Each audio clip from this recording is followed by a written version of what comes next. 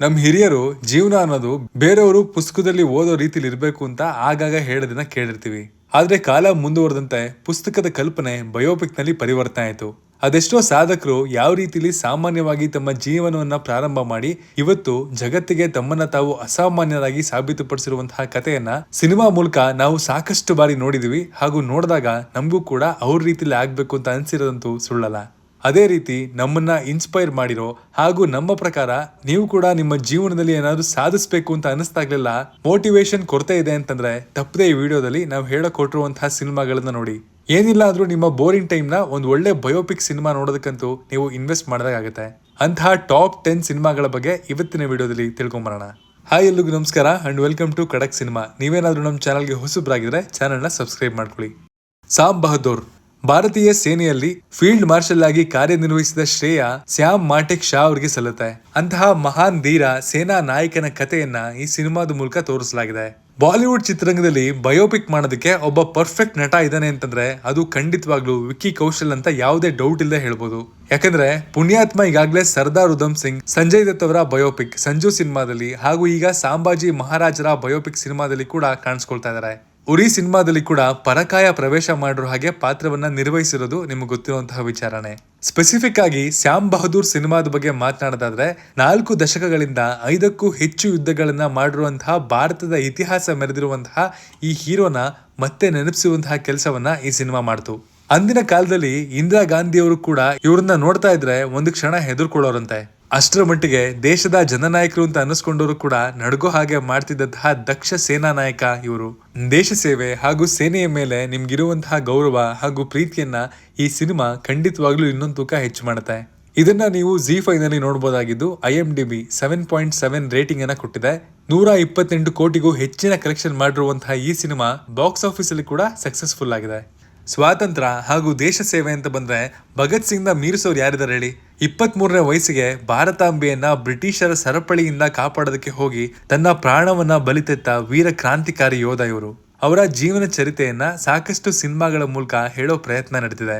ಆದ್ರೆ ಇಲ್ಲಿವರೆಗೂ ಬಿಡುಗಡೆ ಆಗಿರುವಂತಹ ಅಷ್ಟು ಸಿನಿಮಾಗಳಲ್ಲಿ ಹಾಗೂ ಅವರ ಪಾತ್ರವನ್ನ ನಿರ್ವಹಿಸಿರುವಂತಹ ಅಷ್ಟು ನಟರಲ್ಲಿ ನನಗೆ ಇಷ್ಟ ಆಗಿರೋದು the legend of Bhagat Singh cinema ಹಾಗೂ ಭಗತ್ ಸಿಂಗ್ ಪಾತ್ರವನ್ನ ನಿರ್ವಹಿಸಿದಂತಹ ಅಜಯ್ ದೇವ್ಗನ್ ಅವರು.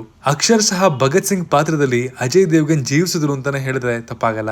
ಯಾವ ರೀತಿಲಿ ಕಾಲೇಜ್ ಗ್ರೌಂಡ್ ನಲ್ಲಿ ಪ್ರಾರಂಭವಾದಂತಹ ಬ್ರಿಟಿಷರ ವಿರುದ್ಧ ಚಿಕ್ಕ ಜಗಳ ಅವರನ್ನ ಚಂದ್ರಶೇಖರ್ ಆಜಾದ್ ರವರ ಮೂಲಕ ಕ್ರಾಂತಿಕಾರಿಯಾಗಿ ಮಾರ್ಪಡಿಸ್ತು ಹಾಗೂ ದೇಶದ ಸ್ವಾತಂತ್ರ್ಯಕ್ಕಾಗಿ ಅವರಲ್ಲಿದ್ದ ಆಲೋಚನೆಗಳು ಹಾಗೂ ಪ್ಲಾನಿಂಗ್ ಗಳು ಯಾವ ರೀತಿ ಅವರ ವಯಸ್ಸು ಕೂಡ ಮೀರಿದಾಗಿತ್ತು ಅನ್ನೋದನ್ನ ಈ ಸಿನಿಮಾ ಕಣ್ಣಿಗೆ ಕಟ್ಟಿದ ಹಾಗೆ ತೋರಿಸ್ಕೊಡುತ್ತೆ.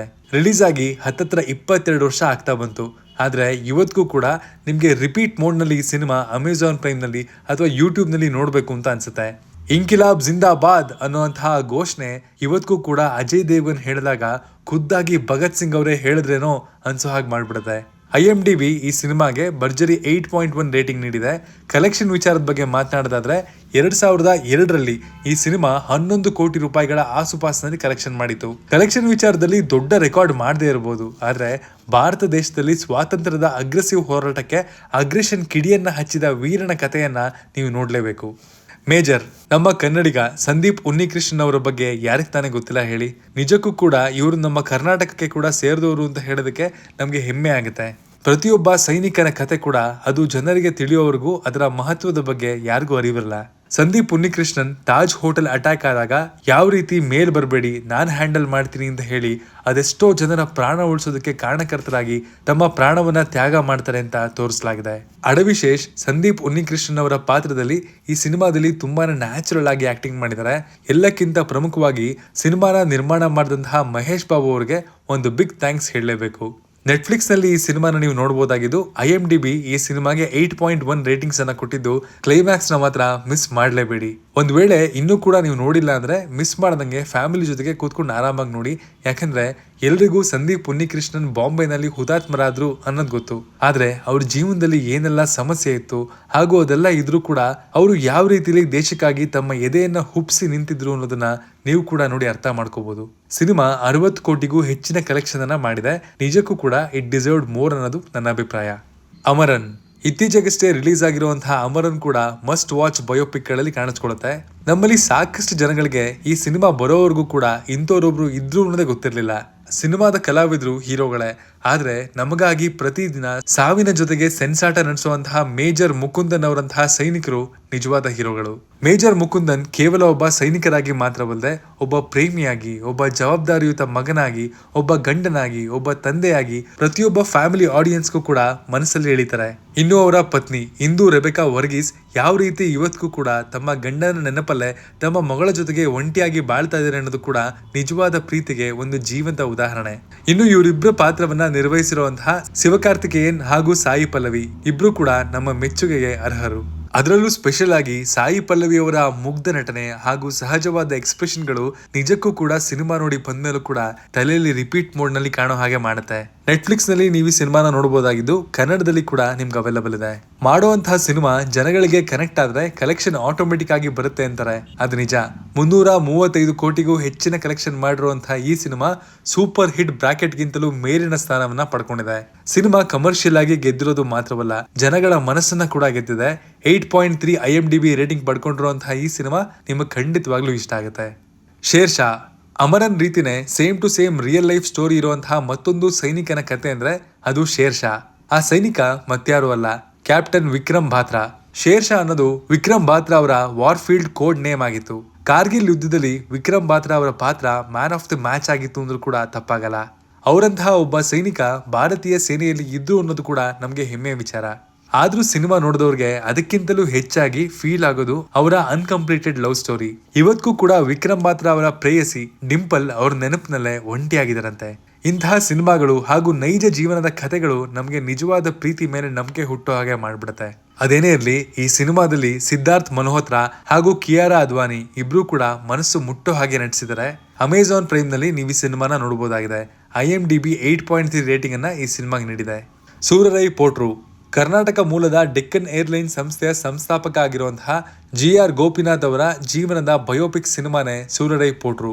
ಯಾವ ರೀತಿಲಿ ಒಬ್ಬ ವ್ಯಕ್ತಿ ತನ್ನ ಜನಗಳಿಗಾಗಿ ಅಥವಾ ಸಮಾಜಕ್ಕಾಗಿ ಒಳ್ಳೇದ್ ಮಾಡಬೇಕು ಅಂತ ಪ್ರಯತ್ನ ಪಟ್ಟಾಗ ಹೇಗೆ ಕಾಲೆಳೆಯೋದಕ್ಕೆ ಜನಗಳು ರೆಡಿ ಆಗಿರ್ತಾರೆ, ಇದನ್ನೆಲ್ಲ ಮೀರಿ ಯಾವ ರೀತಿ ಸಾಧನೆ ಕಡೆಗೆ ನಾವು ಮುನ್ನುಗ್ಗಬೇಕು ಅನ್ನೋದನ್ನ ಈ ಸಿನಿಮಾ ಹೇಳ್ಕೊಡುತ್ತೆ. ಈ ಸಿನಿಮಾ ನೋಡಿದಾಗ ನಮಗ್ ಬೇಜಾರಾಗೋದೇನೆಂದ್ರೆ ಈ ರೀತಿ ನಮ್ಮವರ ಬಯೋಪಿಕ್ ಸಿನಿಮಾನ ನಾವ್ ಯಾಕೆ ಮಾಡಲ್ಲ ಅಂತ. ಈ ಸಿನಿಮಾನ ನೀವು ಅಮೆಜಾನ್ ಪ್ರೈಮ್ ನಲ್ಲಿ ಕನ್ನಡದಲ್ಲಿ ಕೂಡ ನೋಡಬಹುದಾಗಿದೆ. 8.7 IMDb ರೇಟಿಂಗ್ ಅನ್ನ ಈ ಸಿನಿಮಾ ಪಡ್ಕೊಂಡಿದೆ. ಸೂರ್ಯ ಮಾರಾ ಪಾತ್ರದಲ್ಲಿ ನಿಜವಾಗ್ಲೂ ಜೀವಿಸಿದ್ದಾರೆ ಅಂತಾನೆ ಹೇಳ್ಬೋದು. ಮಹಾನಟಿ ಇವತ್ತು ಕಲ್ಕಿ ಸಿನಿಮಾದ ಬಗ್ಗೆ ನೀವೇನ್ ಹೊಗಳ್ತಾ ಇದ್ದೀರಾ, ಆ ನಿರ್ದೇಶಕ ಅಂದ್ರೆ ನಾಗಶ್ವಿನ್ ರವರ ನಿರ್ದೇಶನದಲ್ಲಿ ಮೂಡ್ ಬಂದಂತಹ ಅವಾರ್ಡ್ ವಿನ್ನಿಂಗ್ ಸಿನಿಮಾ ಅಂದ್ರೆ ಅದು ಮಹಾನಟಿ. ತೆಲುಗು ಚಿತ್ರರಂಗದಲ್ಲಿ ಒಂದು ಕಾಲದಲ್ಲಿ NTR ಹಾಗೂ ANR ಅವರಿಗಿಂತ ಹೆಚ್ಚಿನ ಬೇಡಿಕೆ ಇದ್ದಿದ್ದು ನಟಿ ಸಾವಿತ್ರಿ ಅವ್ರಿಗೆ. ಅವರ ಜೀವನ ಯಾವ ರೀತಿ ಬಡತನದಿಂದ ಪ್ರಾರಂಭ ಆಗಿ ಸೂಪರ್ ಸ್ಟಾರ್ ನಟಿ ಜೀವನದೊಂದಿಗೆ ಮುಂದುವರೆದು ನಂತರ ಯಾವ ರೀತಿಯಲ್ಲಿ ಅವರ ದುಃಖಾಂತ್ಯ ಆಯ್ತು ಅನ್ನೋದೇ ಈ ಸಿನಿಮಾದ ಸಂಪೂರ್ಣ ಸಾರ. ನಿಜಕ್ಕೂ ಅವ್ರು ಸಾಯೋಂತಹ ಟೈಮಲ್ಲಿ ಎಷ್ಟು ಅನಾಥವಾಗಿದ್ರು ಅಂದ್ರೆ, ಎಷ್ಟೇ ದುಡ್ಡಿದ್ರು, ಎಷ್ಟೇ ಹೆಸರು ಸಂಪಾದಿಸಿದ್ರು ಕೂಡ ಕೊನೆಯಲ್ಲಿ ಎಲ್ಲ ನಶ್ವರ ಅನ್ಸೋ ಹಾಗೆ ಮಾಡ್ಬಿಟ್ಟಿತ್ತು. ನಿಜಕ್ಕೂ ಕೂಡ ಕೀರ್ತಿ ಸುರೇಶ್ ಈ ಪಾತ್ರದಲ್ಲಿ ಸೊಗಸಾಗಿ ಕಾಣಿಸ್ಕೊಂಡಿದ್ದಾರೆ. ಅದಕ್ಕೆ ಅಲ್ವಾ ಅವ್ರಿಗೆ ನ್ಯಾಷನಲ್ ಅವಾರ್ಡ್ ಸಿಕ್ಕಿದ್ದು. ಅಮೆಜಾನ್ ಪ್ರೈಮ್ ನಲ್ಲಿ ಕನ್ನಡದಲ್ಲಿ ಕೂಡ ಈ ಸಿನಿಮಾ ಅವೈಲಬಲ್ ಇದೆ. 8.7 IMDb ರೇಟಿಂಗ್ ಅನ್ನ ಈ ಸಿನಿಮಾ ಪಡ್ಕೊಂಡಿದೆ. ಸೂಪರ್ 30 ಈಗ ನಾವು ಹೇಳ್ತಾ ಇರೋದು ಯಾವುದೋ ಸೆಲೆಬ್ರಿಟಿ ಬಗ್ಗೆ ಅಲ್ಲ, ಆದ್ರೆ ಇವರ ಸಾಧನೆ ಯಾವುದೇ ಸೆಲೆಬ್ರಿಟಿಗಳಿಗಿಂತ ಕಡಿಮೆ ಇಲ್ಲ. ಶಿಕ್ಷಣ ಅನ್ನೋದು ಈ ಕಾಲದಲ್ಲಿ ಒಂದು ಬಿಸ್ನೆಸ್ ಆಗ್ಬಿಟ್ಟಿದೆ. ಆದ್ರೆ ಆ ವ್ಯವಸ್ಥೆಯಿಂದ ಹೊರಬಂದು ಆನಂದ್ ಕುಮಾರ್ ಅನ್ನುವಂತಹ ವ್ಯಕ್ತಿ ಪಟ್ನಾದಲ್ಲಿ ಬಡ ವಿದ್ಯಾರ್ಥಿಗಳಿಗೆ ಉಚಿತವಾಗಿ ಸೂಪರ್ 30 ಅನ್ನುವಂತಹ ಪ್ರೋಗ್ರಾಮ್ ಪ್ರಾರಂಭ ಮಾಡ್ತಾರೆ.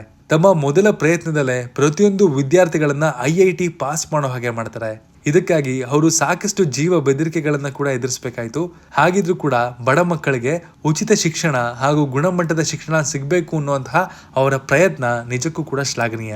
ಹೃತಿಕ್ ರೋಷನ್ ನಿಜವಾಗ್ಲೂ ಕೂಡ ಈ ಸಿನಿಮಾದಲ್ಲಿ ಅವರ ಬೆಸ್ಟ್ ಅನ್ನ ಕೊಟ್ಟಿದ್ದಾರೆ. ಅವರ ಲುಕ್ ಆಗಿರ್ಬೋದು, ಆಕ್ಟಿಂಗ್ ಆಗಿರ್ಬೋದು, ಇಲ್ಲ ಅವರ ಬಿಹಾರಿ ಆಕ್ಸೆಂಟ್ ಆಗಿರ್ಬೋದು, ಪ್ರತಿಯೊಂದು ಪರ್ಫೆಕ್ಟ್ ಆಗಿತ್ತು. ಡಿಸ್ನಿ ಪ್ಲಸ್ ಹಾಟ್ಸ್ಟಾರ್ ನಲ್ಲಿ ಈ ಸಿನಿಮಾ ನೀವು ನೋಡಬಹುದಾಗಿದ್ದು 7.9 IMDb ರೇಟಿಂಗ್ ಈ ಸಿನಿಮಾಗೆ ಸಿಕ್ಕಿದೆ. ಸಿನಿಮಾ 150 ಕೋಟಿ ರೂಪಾಯಿಗಳ ಆಸುಪಾಸಿನ ಕಲೆಕ್ಷನ್ ಮಾಡಿದೆ ಅನ್ನೋದು ಬಾಲಿವುಡ್ ಮೂಲಗಳಿಂದ ತಿಳಿದು ಬಂದಿದೆ. MS Dhoni the untold story Bharat ಕಂಡಂತಹ ಸಾರ್ವಕಾಲಿಕ ಶ್ರೇಷ್ಠ ನಾಯಕ ಮಹೇಂದ್ರ ಸಿಂಗ್ ಧೋನಿ ಅವರ ಜೀವನದ ಅರ್ಥ MS Dhoni the untold story cinema. ಒಂದು ತೂಕದಲ್ಲಿ ಈ ಸಿನಿಮಾ ಮಹೇಂದ್ರ ಸಿಂಗ್ ಧೋನಿ ಅವರ ಜೀವನ ಹೇಗೆ ಪ್ರಾರಂಭ ಆಗಿ ಯಾವ ರೀತಿಲಿ ಅವ್ರು ಕೊನೆಗೂ ತಾವು ಅನ್ಕೊಂಡಿದ್ದನ್ನ ಸಾಧಿಸಿದ್ರು ಅನ್ನೋದನ್ನ ತೋರಿಸುತ್ತೆ. ಇನ್ನೊಂದ್ ಕಡೆ ಸುಶಾಂತ್ ಸಿಂಗ್ ರಜಪೂತ್ ಈ ಪಾತ್ರದಲ್ಲಿ ಯಾವ ರೀತಿಲಿ ಕಾಣಿಸ್ಕೊಂಡಿದ್ರು ಅನ್ನೋದನ್ನ ಎಲ್ಲರೂ ಮೆಚ್ಕೊಳ್ಳೋ ಹಾಗೆ ಮಾಡಿತ್ತು. 8 IMDb ರೇಟಿಂಗ್ ಪಡ್ಕೊಂಡಿರುವಂತಹ ಈ ಸಿನಿಮಾನ ನೀವು ಡಿಸ್ನಿ ಪ್ಲಸ್ ಹಾಟ್ ಸ್ಟಾರ್ ನಲ್ಲಿ ನೋಡಬಹುದು. 215 ಕೋಟಿಗೂ ಹೆಚ್ಚಿನ ಕಲೆಕ್ಷನ್ ಮಾಡುವ ಮೂಲಕ ಬಯೋಪಿಕ್ ಗಳು ಕೂಡ ಒಳ್ಳೆ ಕಲೆಕ್ಷನ್ ಅನ್ನ ಮಾಡಬಹುದು ಅಂತ ಈ ಸಿನಿಮಾ ತೋರಿಸ್ಕೊಟ್ಟಿತ್ತು. ಭಾಗ್ ಮಿಲ್ಕಾ ಭಾಗ್. ನನ್ನ ಹತ್ರ ನೀವು ಕ್ರೀಡಾಪಟುಗಳ ಬಗ್ಗೆ ಬೆಸ್ಟ್ ಬಯೋಪಿಕ್ ಯಾವುದು ಗುರು ಅಂತ ಕೇಳಿದ್ರೆ ನಾನು ಹೇಳೋ ಉತ್ತರ ಭಾರತದ ಫ್ಲೈಯಿಂಗ್ ಸಿಖ್ ಖ್ಯಾತಿಯ ಸಿಂಗ್ ಅವರ ಬಯೋಪಿಕ್ ಅಂತ ಹೇಳ್ತೀನಿ. ನಿಜಕ್ಕೂ ಕೂಡ ಆ ಮನುಷ್ಯ ಇಂಡಿಯಾ ಹಾಗೂ ಪಾಕಿಸ್ತಾನದ ವಿಭಜನೆ ಆಗ್ತಿದ್ದ ಸಂದರ್ಭದಲ್ಲಿ ತನ್ನ ಪ್ರಾಣವನ್ನ ಉಳಿಸ್ಕೊಂಡು ಭಾರತಕ್ಕೆ ಬಂದು ಒಬ್ಬ ಕಳ್ಳನಿಂದ ಹೇಗೆ ಇಡೀ ಭಾರತವೇ ಕೊಂಡಾಡಿದ ಆಟಗಾರ ಆಗ್ತೇನೆ ಅನ್ನೋದು ನಿಜಕ್ಕೂ ಕೂಡ ಸ್ಫೂರ್ತಿದಾಯಕವಾದದ್ದು. ಇನ್ನು ಈ ಪಾತ್ರವನ್ನ ನಿರ್ವಹಿಸಿರುವಂತಹ ಫರ್ಹಾನ್ ಅಖ್ತರ್ ಕೂಡ ತಮ್ಮ ಪಾತ್ರಕ್ಕಾಗಿ ಒಳ್ಳೆ ರೀತಿಯಲ್ಲಿ ತಯಾರಿಯನ್ನ ನಡೆಸಿಕೊಂಡು ಉತ್ತಮ ರೀತಿಯಲ್ಲಿ ನಡೆಸಿದ್ರು. 8.2 IMDb ರೇಟಿಂಗ್ ಅನ್ನ ಹೊಂದಿರುವಂತಹ ಈ ಸಿನಿಮಾನ ನೀವು ಡಿಸ್ನಿ ಪ್ಲಸ್ ಹಾಟ್ ಸ್ಟಾರ್ ಅಲ್ಲಿ ನೋಡಬಹುದಾಗಿದೆ. ಇವುಗಳ ಸ್ನೇಹಿತರೆ, ನಮ್ಮ ಪ್ರಕಾರ ನಾವು ನಿಮಗೆ ರೆಕಮೆಂಡ್ ಮಾಡಬಹುದಾದಂತಹ ಬೆಸ್ಟ್ ಬಯೋಪಿಕ್ ಸಿನಿಮಾಗಳು ಇವುಗಳಲ್ಲಿ ನಿಮ್ಮ ಫೇವರೇಟ್ ಯಾವುದು ಅನ್ನೋದನ್ನ ಕಮೆಂಟ್ ಮಾಡಿ ತಿಳಿಸಿ. ಮತ್ತೆ ಸಿಗೋಣ. Signing off, Manu.